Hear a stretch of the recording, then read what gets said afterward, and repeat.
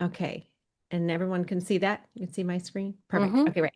So as people are coming in, I'd love to hear, where they're coming from and the age of their children, so I can be thinking about tailoring the conversation for that age group. My daughter is now 15, but I'm using my experience as a parent as she was growing up as well. So probably talk more about when she was little. So, pause, breathe, and move. This is about wellness practices for children and youth with disabilities.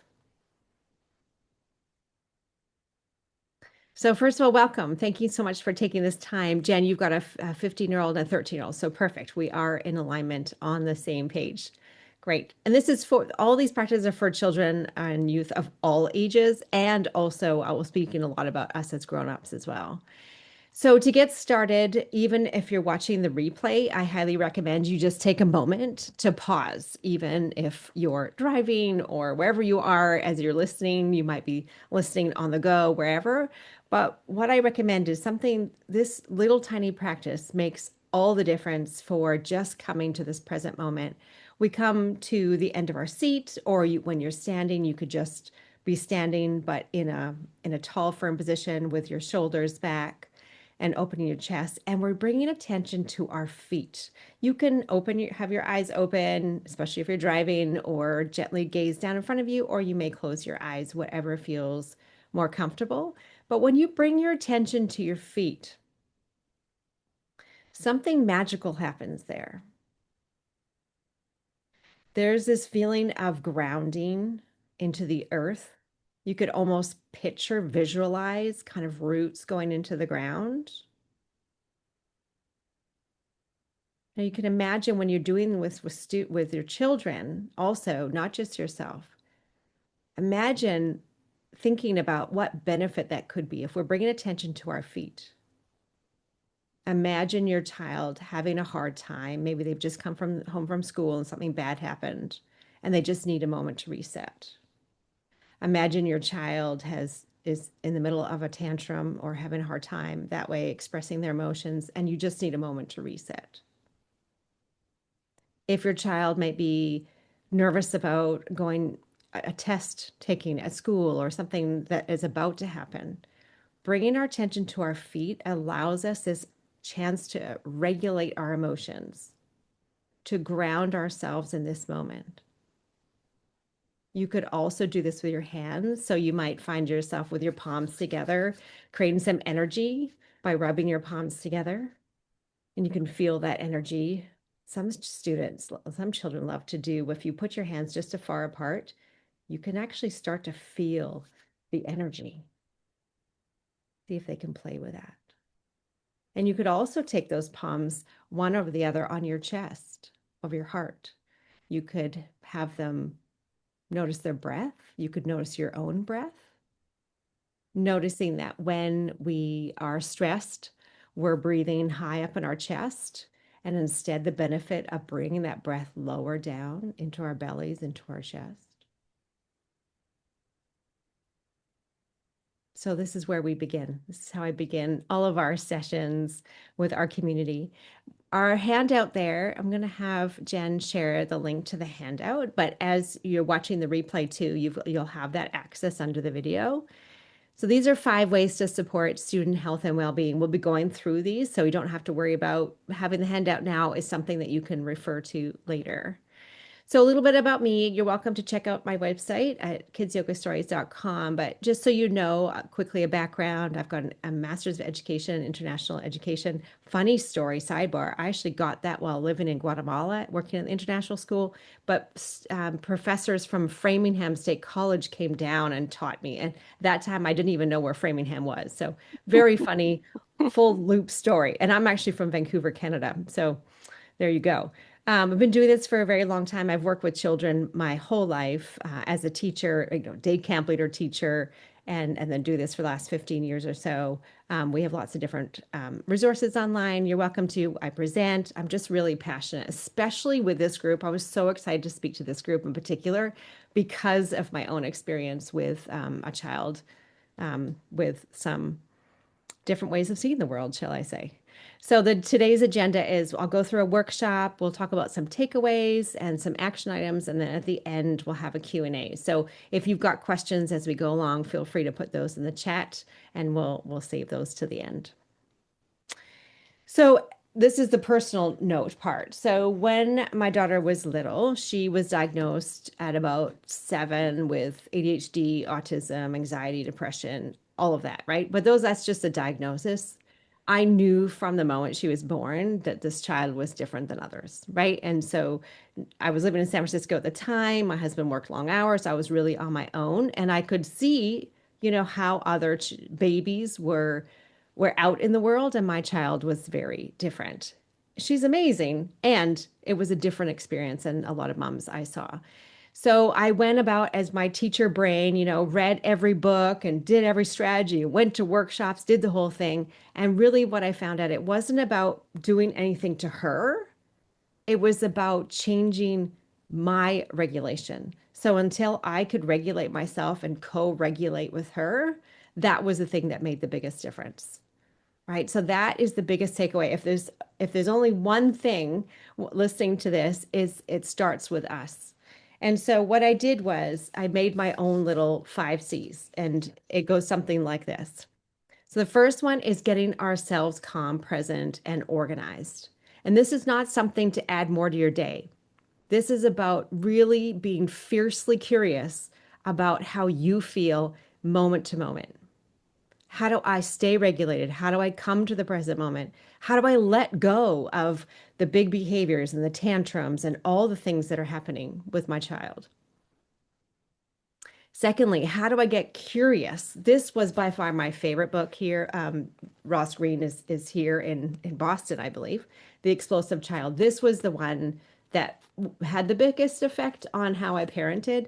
But really, what the biggest thing was, the child is having a hard time, not giving you a hard time. He says children do well if they can, right? And so that constant reminder of when she was little and screaming, I think she screamed for probably the first 10 years of her life, like all day, every day. I mean, COVID was a disaster in my household, right? And then I have a sensitive soul. I have quite, that's just that sensitive energy. So her screaming made me anxious and uptight and like white knuckling as well. And so that's what I realized. She's having a hard time. She's not giving me a hard time. And so getting curious, okay, what's under the surface here? What's going on, right? And connecting with her at a deeper level to find and uncover her real needs and desires. There's a great book, Beyond Behaviors. I mean, you don't have to read this as a parent. This is probably more clinical, but if something you want to explore, you can probably get some in the library too. But Mona Delahook talks about the iceberg. And so for us to really understand what's underneath that. So we may see tantrums or big behaviors, a big reaction, but underneath that might be anxiety, stress, being really uncomfortable in the situation, not being able to say the words. If your child is a non-speaker, not being able to say the words, how frustrating. I read this great book, Ido in Autism Land, if you've heard of it. And it's a 15-year-old who's written about his life as a non-speaker, and then he was able to type. So you get a look into, like, sometimes our children are trapped. They don't necessarily follow the usual society or the usual classroom. They're not always able to sit, in a classroom like everyone else. They may have a need to move, right? They may need to have an exploration. They may have a special topic or special interest, right? They may want to bring something to school, like a little stone or, a little stuffy or something to make them feel comfortable. So connecting with them to find out what's under the surface and how do we really uncover their needs and desires, and getting creative. I do love the whole brain child. If you've heard this one, Dan Siegel, yes. I love his work too, because it's really looking at the holistic, and especially as my job as a teacher too, getting creative. Okay, so what's under the surface and how do we help them do the anxiety? And there's a children's book, something about like the string. And so it's a picture book talking about a child. My child used to have a hard time at drop off when she was little. And it was talking about, you can imagine this string that goes with you and them, just getting creative. There's Could be picture books that could open up things. Julia Cook has some great books on just exploring these different topics in interesting ways as a springboard, right? And commit to one strategy, try it, reflect and learn. It's so often that there's so much noise in the parenting world, especially when you're parenting a child on the spectrum or with a disability, right? There's so many ways that you could do it, but really it's about picking one, trying it, committing to it, reflect on it, and then move on to something if it really doesn't work. Like, for example, my preschool, they recommended, I think it's called 3-2-1 discipline or something, 3-2-1. Anyway, it was a specific, and I tried it for 9 months. It really didn't work for us at home, but it worked for them at school, So some things can work at school and home and some can't. But if I didn't commit to it, I wouldn't have known. So we're going to talk about 5 wellness practices. Before I do that, I want to loop back to defining what mindfulness is. There's a lot of misconceptions about mindfulness. Some people you might hear say, it's about sitting still for long periods of time. You kind of imagine, a monk sitting up on the top of a mountain and cross-legged, right? I remember my mother-in-law said to me many, many years ago, she said, well, I don't go to yoga because the teacher told me to empty my mind. And that's not what mindfulness is, right? Or it could be a religious practice. We have a lot of folks in our community as children's yoga educators working with spaces and families where that is an issue. And I can tell you the work that we do at Kids Yoga Stories is secular. It's secular. It's for all people. It's about breathing and moving and being healthy in your body. So I won't be oming, and we don't do that in our schools or anything like that. We can do that when we go to Kripalu, we were talking about before, but we keep it secular to make it accessible for everyone. And it's not just for adults. Children actually are our mindful teachers. What is mindfulness? It's paying attention to the present moment. What do I mean by that? Why is that so hard? Why is it so hard to pay attention to the present moment? We have, especially this day, we have all the things going on in our head and the busy lives that we have. Remember when we were growing up? We would just go outside, right? And we were just in nature or with our friends in the present moment. But that isn't the life that we live now. Our whole planet, we are in a experience of Vata, which is a dosha of Ayurveda, which is sister science to yoga, but it's like a ADD, it's attention deficit. It's everywhere. And then those of us in midlife, we already have that also, right? And as a presentation of the age in which we are. Right. And so mindfulness is noticing our breath, our body, and emotions and thoughts, meaning we use an anchor. We use an anchor to notice our breath. When I started, we were using the anchor of paying attention to our feet. That's an anchor. Well, we've been doing a breath practice. So bringing your focus to your breath, that's an anchor, right? Or if you're sitting quietly and you just notice your thoughts like clouds passing by, that could be an anchor. In the mornings, I do a little 5-minute meditation with a candle. This can be my anchor, right? So it's just the noticing of your breath, body, emotions, and thoughts. And the most important thing is to practice with curiosity and kindness. We don't have to get this all right. We don't have to be mindfulness or wellness practitioners or experts or gurus, but taking these little moments, as you're waiting in the transit, in the picking up your student or your child at school or at summer camp or wherever they may be, just taking a moment. You're at the grocery store, just taking a moment. So you want to know the science behind it, right? So I'm not just making this up. The science says it builds focus and emotional regulation, reduces stress and anxiety. It creates a calmer home. It creates a calmer home. Isn't that what we all aim to have, right? It helps you and your children feel more connected. I remember one time, you don't know the ripple effect. So even if you're practicing and I have a child obviously wants nothing to do with the work that I do, right? As per usual. But, she knows I practice. I have a breath practice, I have meditation practice, I practice yoga, movement. And one time she put her hands on both. She knew I can get anxious. And so, like even before this presentation, I always have my practice of coming to the present moment, getting myself organized, taking a few deep breaths, and that helps calm me down. But she put her hands on both sides of my shoulders and said, Mom, take a deep breath. you know, but that's her way of teaching me. And that gave her ownership, even though dare I say to her, let's take a deep breath together. No, but when it's her idea back to me and she's watching over all these years. So it's not like, I'm going to try this at home and it's not going to work. I'm never going to try it again. No, it's about us being role models and us being connected to our practice that makes all the difference for them.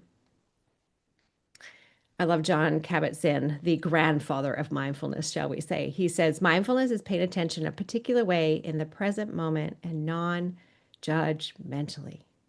And one of my favorite practices by Judith Hanson Lassiter, she's one of the co-founders of Yoga Journal.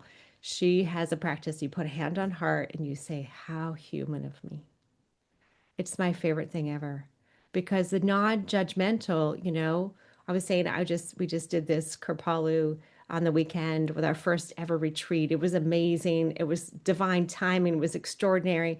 And then guess what? I come home and I'm a little bit, going over it. I should have done this or that or socially paranoid or do you think they had fun? All this noise. And then I stop and I go, oh, how human of me. Okay, I get you. Or, how patient we could be with our children, and then all of a sudden, blah, we lose it. Oh, how human of me. Okay, uh, that didn't go so well. It's not going to be perfect. I'm not saying that I'm like some Zen parent by any means, right? It's being able to pay attention in a particular way at the present moment, non-judgmentally. So tip number one of my favorite things, 2 minutes of silence to settle. And this is how we begin our day in calm. So I was saying at Kripalu, think about that. They have silent breakfast. So imagine if you could start the day, you create that energy, that vibe in the household. You play soft music. You might speak with a softer voice, and you might start by sitting. I used to meditate or just sit in silence when my daughter was really little. And sometimes she would come in and we're talking like when she was 3 or 4 or 5, come in and sit in my lap. Did she sit and practice with me No. She would just come and sit for a moment and then carry on. But that ripple effect, because I sat in silence, and I'm not saying I sat for an hour, you maybe get a couple minutes, right? But something that's doable. Even you don't have to sit cross-legged if you don't want to. You could just sit on a chair. You could have, like I said, you could have a little candle that you're looking at. Make it easy. Make it easy and accessible and easy to add into your routine. But I'm telling you, it works. There's science. I just heard and saw an article. They did 5 minutes a day for 30 days. New research. There's tons of research on mindfulness and meditation, but 5 minutes for 30 days has got a huge list of benefits. So as parents of children with additional needs, it can be a deal breaker, like brushing your teeth. You could doodle, you could color, you could read, try your soft music. You could have a little chime when you're done and just listen to that. And it's okay if it's messy. It's okay if they're laughing or whatever. But it's the intention and the energy we bring behind the practice. Here's a picture from Julie, who she has two children, both with autism, and one is a non-speaker, and she has just started teaching yoga to children, to boys who are on the spectrum as well. And this is them. Who would think? You'd think, oh, there's no way we can get boys laying on a mat. It's possible. The second tip is about breathing. So if you're familiar with a deep belly breath, we have some breathing cards here, which are really great. There's, I don't know, 30 or 40 different kinds of breathing, but just starting simply, right? One hand on your belly, and we can do that right now. One hand on your belly and one on your chest. And again, coming back to that idea that we notice how high we are breathing when we're rushing around, when we're stressed. And imagine if we could bring that that breath into our belly. This is a Hoberman sphere. If you've ever seen one of these, have you seen one of these? Yeah. And so this is great to show with kids, right? That you're breathing in, expanding, and breathing out. So they can visually see, you can say, oh, watch the red, or watch the yellow. So you could just play. This is a creative way to teach about breathing. And we have some little breathing practices on videos on YouTube too, if that's of interest to you. But make it fun. You could use a timer, a little bubbler, either for a silent practice or for breathing. Let's do a breath until it comes down to the bottom. And my kids might be like this. They might be like, right? And that's totally fine. I mean, kids are going to breathe in different ways. They're not always aware of how the breath is in their body and space. And we think about interoception too, if you've been to occupational therapy with your child, right? And so we're helping them build awareness of what's inside their body and building those signals. So my daughter at 15, she's in the process of learning those signals for hunger and going to the bathroom or eating well. Those signals are not strong yet, right? And so we're working on that. That's the interoception. So how do we help them breathe and notice what's happening inside their body? So you could try, a balloon or a pinwheel, a scarf. We were doing the other day, like blowing cotton balls or yeah, little cotton balls, and you can just blow them around the table or on the floor. You could make a little circle in the middle, like a hula hoop, and then you could be blowing them and collecting them in the cloud. You could play all kinds of games because that extended exhale, so breathing in and breathing out twice as long, that is where you're affecting your nervous system. So that's when you're blowing the cotton ball, you're blowing a flower, you're blowing your hand as if it's a leaf, things like that. So that's tip number 2. This is a beautiful girl. Erica sent it, and her child has Down syndrome. And what a little sweetheart. I love that photo. And the next one is seated movement. So our children who need a little bit of input into their bodies. So we do shrugging shoulders up and down. So for some children, just a little bit of up and down. Some children might need more input. So you might want to breathe all the way up and then all the way down your shoulders. And then a twist, right? Twisting one way, and they can feel that in their spine. And again, we're working on that proprioception, seeing where our body is in time and space. And it feels great for you. I work as a teacher sub now, and I sometimes do that just in the middle of the day with a classroom because I need some input, I need a way to regulate. And you could tell, you get the feeling like the energy needs to be shifted. So that's a great way. Just a simple seated movement, or you could lift your legs up in like a bit of a pigeon pose. It doesn't have to be a big deal, but doing that makes a difference. And here we are, a little from Nancy, a little child doing seated, and then sensory mindfulness. This is a great one. So I do this with my daughter, for example, waiting for the bus in the morning. You might have them. You could have them close their eyes if you like and say, "Can you hear sounds far away? What do you hear far away? Can you hear the birds? Can you hear a bit of breeze? Can you hear a dog barking?" So they're thinking about those sounds far away and then nearby. So it could be in a room or closer to you. Oh, there might be a squirrel nearby, or there might be a truck driving by. In the room, it might be you can hear your air conditioning or your heater. You might hear the buzz of a computer if you're on a computer, a coffee machine, and then 2 sounds inside. So you might think, oh, I hear my breath. Oh, I hear my stomach growl, right? And so that mindful listening really has them come into the present moment. This helps them also focus. So if you've got something you want them to focus on, this is a nice way. And it's a nice way to land in a space. So especially for our kiddos who have a hard time transitioning between activities, if they're, for example, if we're taking them to OT or something and they were in the waiting room, that's a nice little practice. We could just say two, two, two, and then bring them there to the present moment. Here's a picture of Patty. So she is an educator that works with youth of all different ages with all different kinds of disabilities. And she says all these little practices make a huge difference too.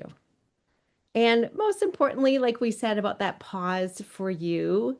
And the beautiful thing with being a grown up too is adding that, because our monkey mind is adding the calming mantra. So, or just positive statement. So, not just the breath, not just the present moment in your feet, say, but saying something like, I got this. How human of me. I can do this. It's going to be okay. Everything is going to work out. Right. And just like have a little chat with yourself, boost your vibe, because so often we can be thinking, why isn't my kid like those kids? Why is this so hard? Why do I not have this under control? You know, I mean, I can't tell you how many times I've wanted to walk out the front door and not come back, right? I mean, it's tough. It's really tough parenting a child who's different, who's out of the box. And so taking those moments for yourself, it's like taking yourself on a little holiday, you know? I love Sharon Salisbury said, mindfulness isn't difficult. We just need to remember to do it. Right? Just like brushing your teeth. And there's a great book, I'm sure you've heard of them, like The Tiny Habits by BJ Fogg, or and there's a few of them about habits. And it's about stacking onto what you're already doing. So, you brushing your teeth and then take a deep breath. People say walk through a door and they take a deep breath. When you first get in your car, just take a couple of grounding breaths. Put it in your life already, the things that you're already doing. And if you're interested in sitting silently or meditating, if you want to call it that, wherever that is for you, a practice, I do it right when I get out of bed. So you just roll out of bed, and there you are. Or you might have to go about your day and then right before you go to work. And, I often do that before I sit down to get on my computer. I just have a few moments, so wherever it is that shows up, or some people do it right at bedtime, with a gratitude practice. So it has to work for you and it has to be accessible.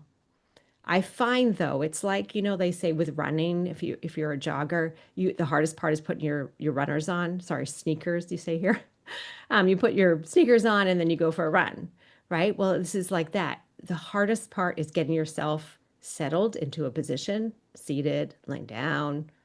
You might be walking, right? Cross-legged. That is the hardest part. After that, it comes. And you might think, if I'll just sit silently for a moment, and then all of a sudden 10, 15, 20 minutes has gone by, make it easy. And for those kiddos who crave movement, who need that input, especially with vestibular, I've got a bonus. This is, if you look at our website, we have tons of little five poses. This one's on an ocean. So it's a great way just to move and play, and depends on what age your student is. I know for our middle schoolers, high schoolers, this is probably not, this is more for our littles.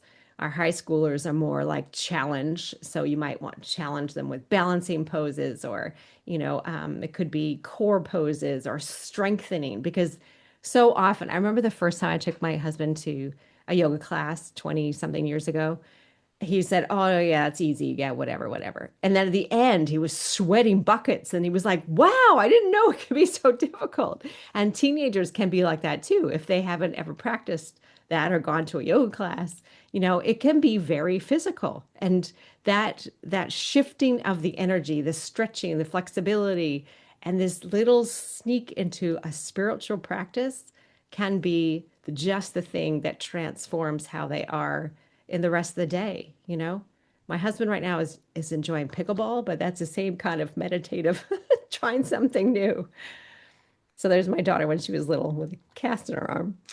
So the main thing here is make it doable, sprinkle it in throughout the day, pair it with transition. So we're adding it to when they come home, if they're having a snack or a story time, or at the end of the day, especially with our older kiddos, right? Do you notice at the very end of the day, everything comes out when it's bedtime? And those of us like 10 o'clock, I don't know if you're like this, but I cannot wait to get to bed.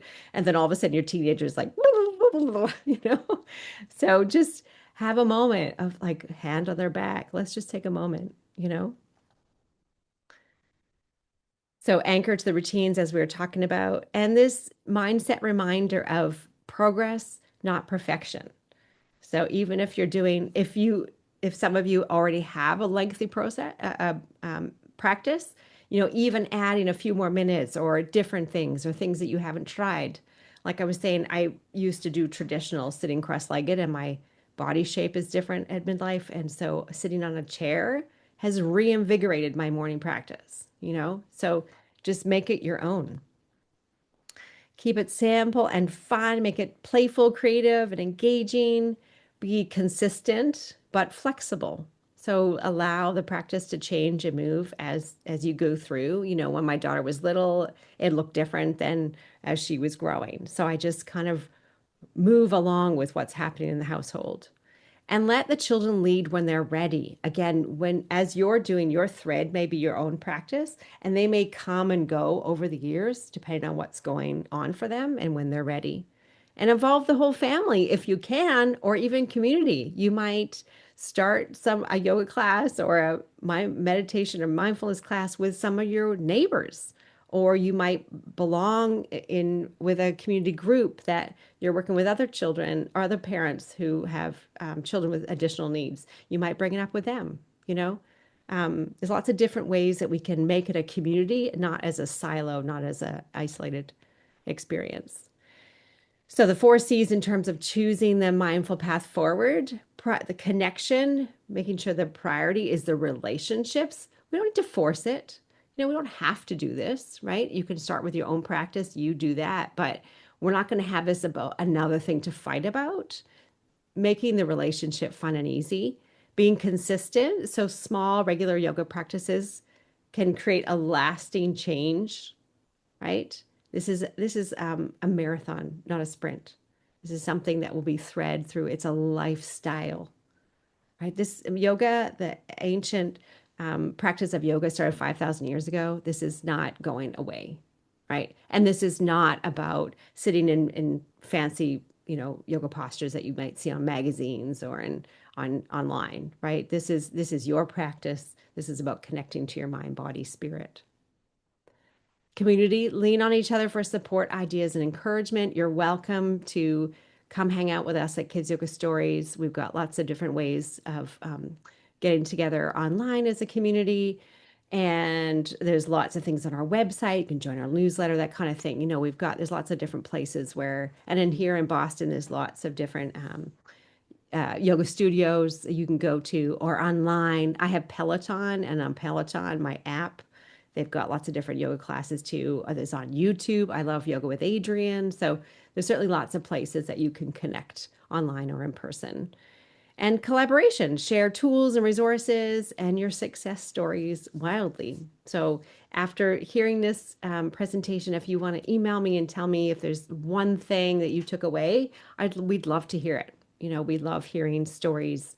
I remember when my daughter was in preschool and I used to go read my books. So these books, this is how I started my love. I'm obsessed with picture books. So I wrote 22 or something yoga books that weave in yoga into the story. Because as a teacher, I always felt like, wow, if we could bring this into the classroom easily, and what you're already doing is story time and having movement be a part of story, because as an international teacher, I work with a lot of children. English wasn't necessarily the first language. And so being able to add movement to it really made a difference.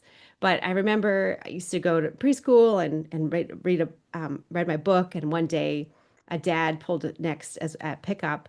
And he came over and he said, "Are you that yoga mom?" And he said that they were out, collecting or picking apples or something. It was the fall. And his child, who was maybe 4 or something, was at a paddock near where they were. And he was just sitting cross-legged in the grass. And he said, it was from your yoga books. Like you don't even know the impact you're making and the seeds that you're planting. I didn't say to him, when next time you're picking apples, go sit in the field and sit cross-legged. We didn't talk about that at all. We were talking about how you move and explore, right? With story and postures and breathing. But that's a cool thing is that you never know. And so by collaborating and sharing, and maybe you talk to your teachers in the school or things like that, that's where the mindfulness happens. And this is my daughter again, and I love this quote by the Dalai Lama. If every 8-year-old in the world is taught meditation, we will eliminate violence for the world within one generation. I really truly believe that. I saw him speak many years ago, and gosh, can you even imagine if that, as you think about how the impact of that, imagine. So I'd love to hear either here in the chat or if you'd like to email us, what stood out to you today? Is there one practice that you could try or an idea you'd like to share? I'd love to hear some of your feedback. Oh, so many takeaways, Giselle. Thank you for a great presentation. It's Excellent. wonderful. Thank you so much. All right. And so I just want to leave you with a couple of my favorite quotes here. Oh, thank you. Really to hear that today. I love it. Individually, we are one drop. Together, we are an ocean. And what that makes me think of is that having a child, out of the box child or with additional needs, it can be very isolating. You feel so on your own, and in comparison, you can't help compare, to other children in your community or in the schools. And I think that the beauty of what you've created here at the Federation of Children with Special Needs is the gathering of community, is the sharing of ideas. And that's really the magic, right? Is to know that you're seen and understood and validated for this is hard.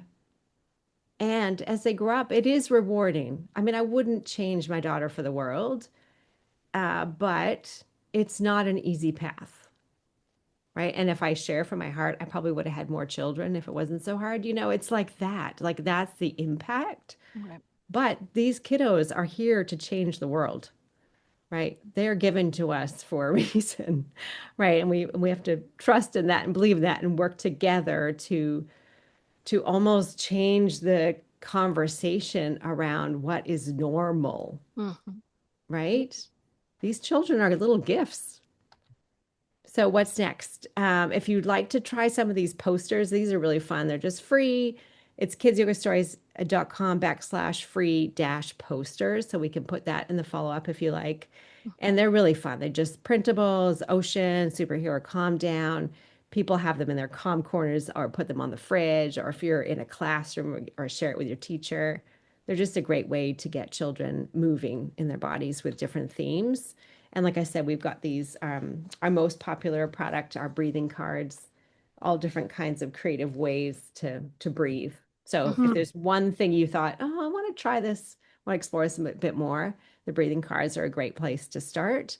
And if you're listening and you're within, if you're an educator, if you're a pediatric therapist, or if you're interested as a parent and you're looking to get a program into your school, we have a school yoga program as our signature 6-week program where it's for everybody. It doesn't have to be for educators necessarily, but you're coming in and creating and customizing a yoga and mindfulness program for your school community, or it could be in a school, it could be in your church community, it could be in your in your actual community town hall or whatever like that. So it depends on your libraries, wherever spaces they are.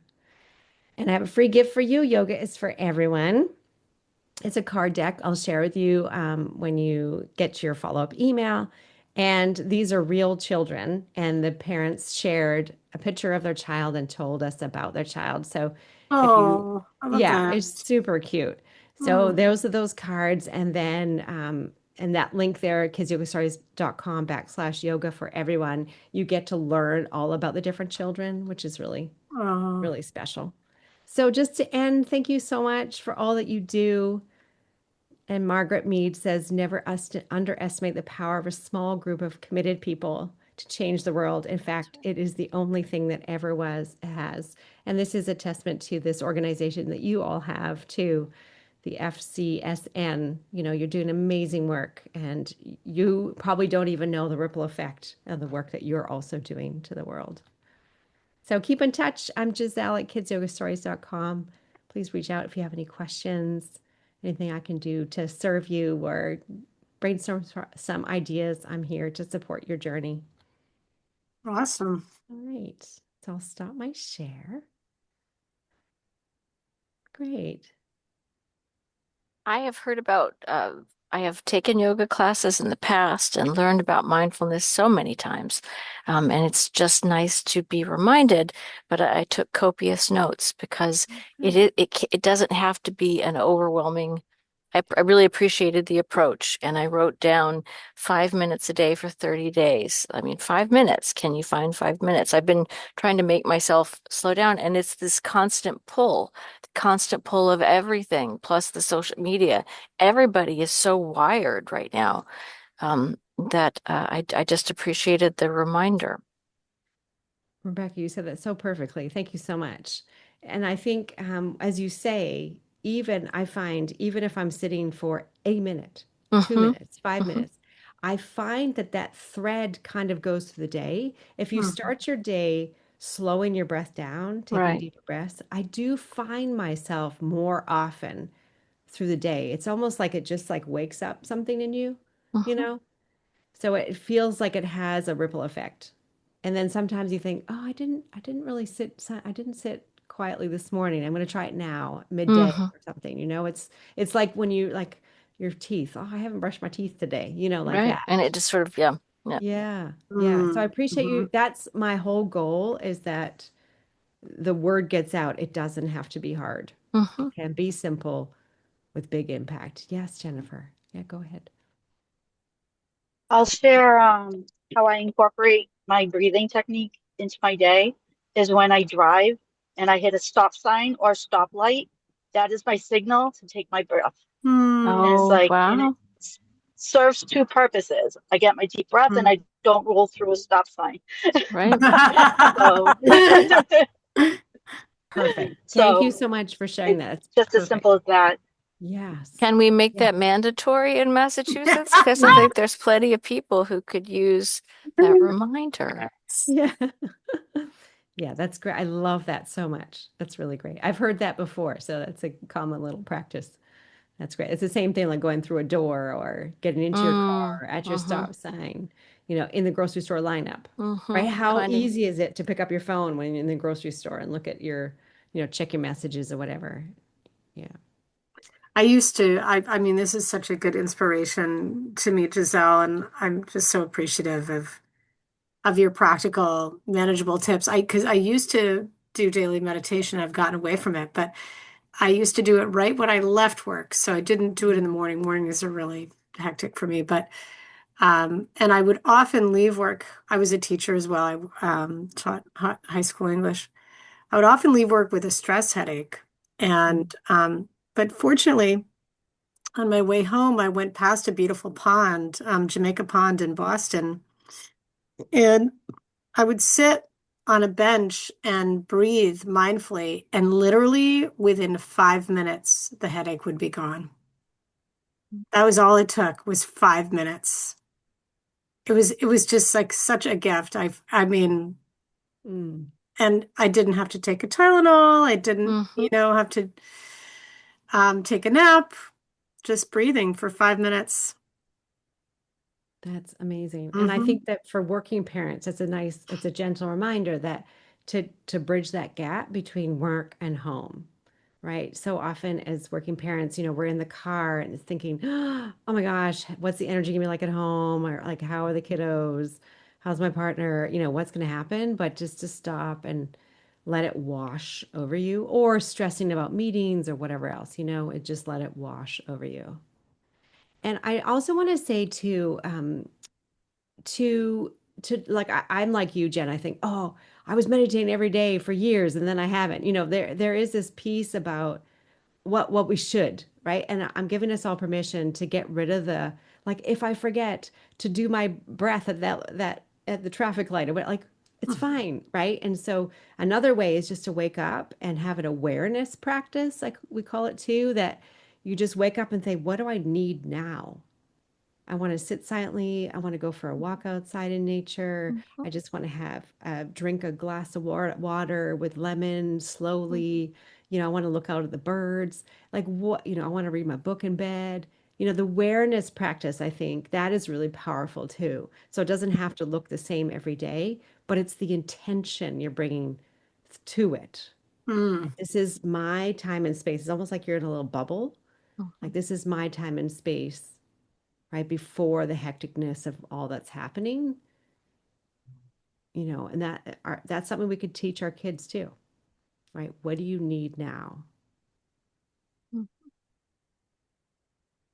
yeah, I appreciate what you brought up about your daughter's sort of just like her way of engaging with it as well.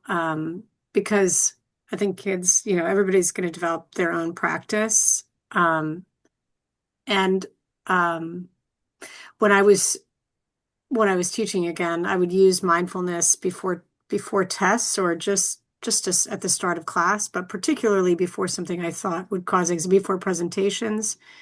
And every kid was different with it. Some kids were really like got right into it. Other kids would take a while, but what was nice about it is that it creates a space for that attentiveness and that checking in, which I think is really hard for young people nowadays. I think it's always been hard, but it's especially hard with technology and cell phones. Um, Yeah, because the instinct is to just get the phone out if you have 5 minutes and look at the phone instead of actually be in the world and be mindful. So, yeah. Yeah, it's a big deal. This interoception, like this understanding of what's happening in our bodies, it's a hmm big deal that we're missing and our children are missing. It's something that we can tap into because we grew up that way. We have to bring ourselves back there. But as my daughter says, Mom, we're screen kids. That's just the way it is. Stop telling me you grew up on a farm and you went running around, like fair. I was like, yeah, fair enough. So this is all they know, and we have to help them come back home. hmm So yeah, I'd so appreciated, when you were talking about the 5 C's and, in realizing that kids who are acting out are not giving you a hard time, they're having a hard time. And hmm so, to be able to sort of sit back and realize that this is not personal, and, and yet, and I think it puts you in a better position to try and help, um, because it's not aimed at you. Um, Mm. so I appreciate. So when you talk about your takeaways, that's my takeaway. hmm Yeah, Pat, and it's easier said than done. Certainly. Certainly we can be in situations where we may feel a certain way, and maybe our partner is on a different, you know, a different thought or different ideas. And parents can sometimes slip into how dare they? They're disobeying me, they're not listening to me. It kind of can loop back to how we were brought up. And our parents were doing the best they could at that time, but we've learned a lot of brain science and how young people work and how they regulate. And that can be really hard for some parents, especially if you're parenting with a parent who feels strongly that like, how dare they, treat me like this, or how dare they scream and yell or disobey or whatever. And I think that reframe can be really powerful, for us to stay calm in the reactions of our partner or the reactions of our children. Yeah. And the Really. same thing also, our husband, our wife or whatever, they're having a hard time. hmm Yep. So it's not just kids, it's everybody. Some of us were hmm just having a hard time, right? It's not personal. Yeah. Well, Thank you. Thank you, thank you ladies, so so much. much. Thank This you is so great. much. Yep. Yeah. I so appreciated your time.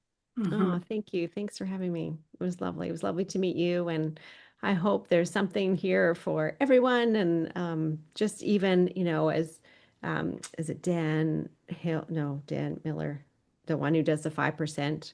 Even if your day is 5% one, happier, yeah.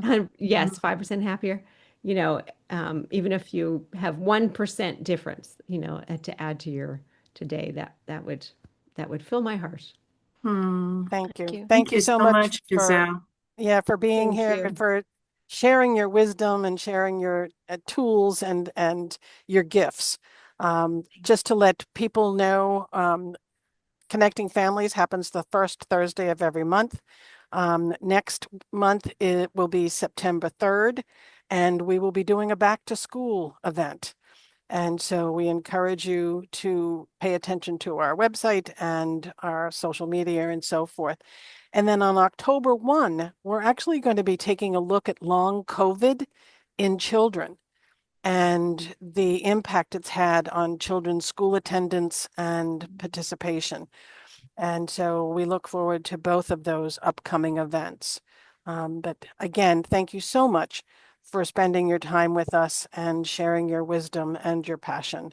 We truly appreciate it. Mm-hmm. Thank you. It's my pleasure. All Have a right. good night. Bye-bye. Have a good night. There. Thank you. Bye-bye. Bye. I'm turning off the Wordly, Pat and Rebecca. Don't go yet.